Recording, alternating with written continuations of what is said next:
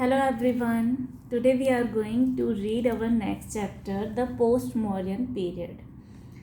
Tamilakam or the Tamil region, known today as South India, lies south of the Krishna river.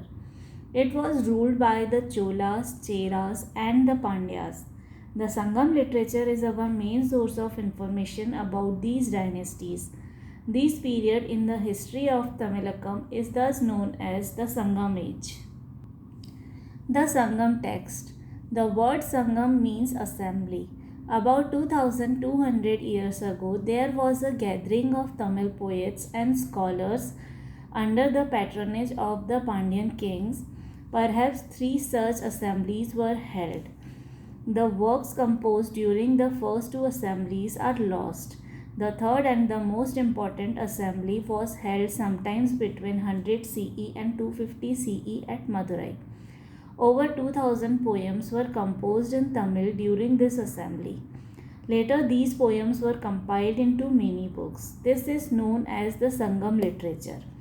It tells us about the society and culture of that period. The Sangam texts are the earliest work of Tamil literature available today.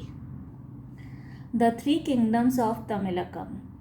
The Cholas. The Cholas ruled in the Kaveri Delta. Their capital was Urayur. The most powerful Chola king was Karikala. He fought against the Cheras and the Pandyas. He even attacked Sri Lanka and occupied a part of it. He constructed many roads and encouraged trade with their regions. Puhar or Kaveri Patnam was an important port city during this period. The Cheras. The Cheras were also known as Kerala Putras. They ruled over present day Kerala and some parts of Tamil Nadu. Vanji was their capital. The most famous Chera king was Nedun Chera Ladan. He fought against the Cholas and the Pandyas. He even captured a Roman fleet. The Chera rulers encouraged trade. They traded with Rome and Egypt. The Pandyas. The Pandyas controlled the region around Madurai. According to Megasthenes, the kingdom was ruled by a woman who had a large army. Nedun Shezden was a powerful ruler of the Pandya dynasty. He is said to have defeated both the Cholas and the Cheras. He was also a patron of arts and literature. The third Sangam at Madurai was probably held when he was the king. The kingdom was famous for pearls. It exported pearls to Rome. Economy. The kingdoms of the south were very rich. They had abundant natural resources and a flourishing trade. Land was also an important source of revenue. The money collected was used to maintain a large army, ensure good administration, and to give grants to poets and scholars. The Sangam literature contains many poems praising the kings who rewarded artists with gold, precious stones, fine cloth, etc. Trade earned a lot of money for the kingdoms of South India. Spices, especially pepper, gold, precious stones, pearls, and fine muslin and silk cloth were exported to Europe, West Asia, Southeast Asia, and China.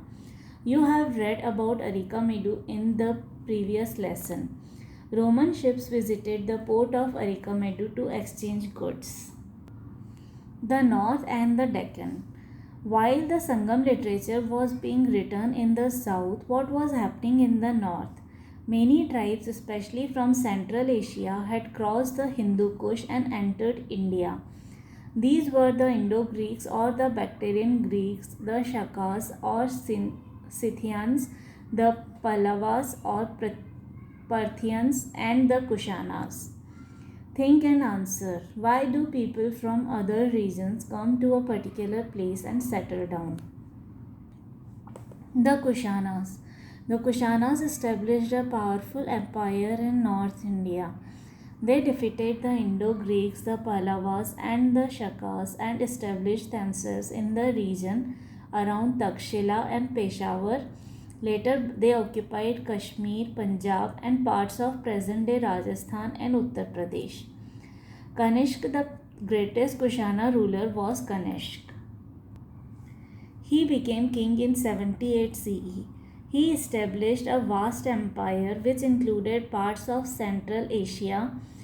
Purushpur, modern Peshawar, was the capital of his empire. Mathura was another important city in his empire. Kanishk was deeply influenced by Buddhism. He patronized Buddhist monks and donated money to build monasteries. It was during his reign that great assembly of Buddhist monks was held in Kashmir. It is generally known as the Fourth Buddhist Council. At this council, scholars met and discussed issues. Many important decisions related to Buddhism were taken at this council. Ashwaghosh, who wrote the Buddhacharit, lived at the court of King Kanishk. The Satavahanas. The Satavahanas, also known as Andhras, ruled the Deccan for nearly 300 years.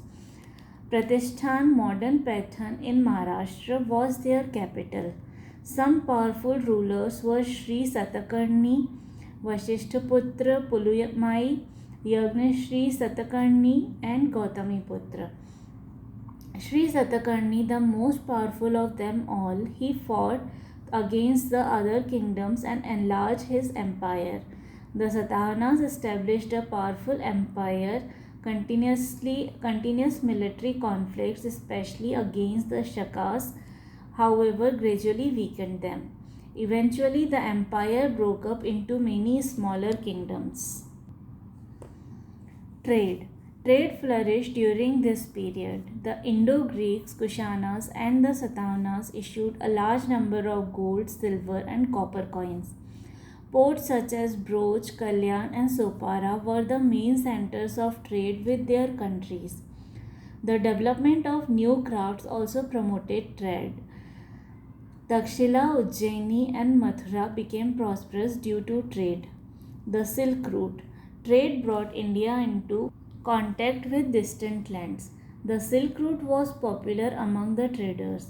It was called so because silk was the main item traded. The Chinese were the first to make silk. Chinese traders carried silk to other parts of the world along this route. Do you know how we obtain silk nowadays? Read the box and find out. The Silk Route was the most important trade route. There were several branches of this route. The main branch started from China, ran across Central Asia, and ended at the West Asian provinces of the Roman Empire. It was through this route that India exported pearls, textiles, ivory, silk, and precious stones. In return, India obtained glass, copper, tin, and gold. Many rulers tried to control the Silk Route. They protected the traders from attacks by robbers, and in return, the traders gave them a part of their profits. This was profitable for both. Religion. Buddhism and Hinduism were the most widely followed religions. Buddhism was divided into two sects, Hinayana and Mahayana. Hinayana was the earlier and simpler form of Buddhism.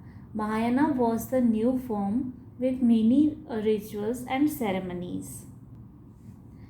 Menander, the Indo-Greek ruler, and Kanishk were Buddhist. They gifted land to Buddhist monks. Wealthy merchants, many of them Buddhist, also gave liberal donations to Buddhist monasteries. Nagarjun Konda and Amravati were famous centers of the Buddhist culture. Most of the Satavahana rulers were Hindus. They worshipped Vishnu, Shiv, and goddesses such as Durga. Hinduism by this time had undergone many changes. Ritual ceremonies and sacrifices became less important. The emphasis now was on loving devotion to God or bhakti. A pure heart was all that was needed to worship God. The teachings of the Bhagavad Gita also became popular in this period. Spread of Buddhism. India's contact with other lands increased greatly during this period owing to the spread of Buddhism. Afghanistan became an important center of Buddhism. The colossal statue of the Buddha at Bamyan point to the importance of Buddhism in this region. The region of Bactria and Gandhar also came under Buddhist influence. The first step in the spread of Buddhism to Central Asia was due to the missionary activities of Emperor Ashoka. He sent missionaries to many places in Central Asia to popularize Buddhism.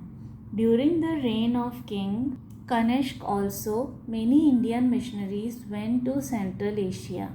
They introduced Mahayana Buddhism in this region. In this new form, Buddha was considered a form of God on earth and his images were worshipped. The worship of Bodhisattva Buddhist saints also became popular. From Central Asia and China, Buddhism spread to Korea and Japan.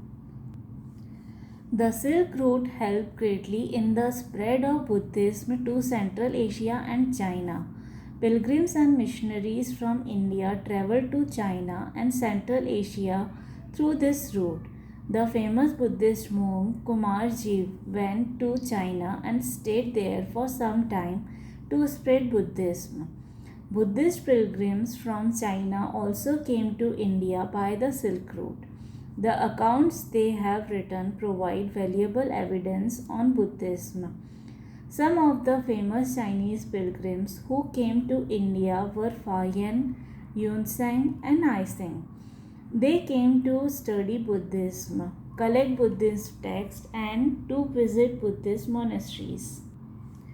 After this, there was a regular exchange of pilgrims between India and China. Buddhism also spread to the countries of Southeast Asia. Emperor Ashoka sent his son Mahendra and daughter Sanghamitra to Sri Lanka to spread Buddhism. Dipavamsa and Mahavamsa are the famous Buddhist writings from Sri Lanka. Other countries such as Java, Sumatra, Vietnam, Thailand, and Cambodia were also influenced by Buddhism. The great stupa at Borobudur in Java was dedicated to the Buddha. The strong Buddhist influence resulted in many changes in these foreign lands. Many people accepted Buddhism as their religion. They adopted Buddhist names, translated Buddhist scriptures into their native languages, and built a large number of monasteries for monks to live in. Today, Buddhism is practiced in Central and Southeast Asia. So this was our chapter, the Post-Mauryan period. If you want links to other chapters also, you can find them in the description box below. Thank you everyone.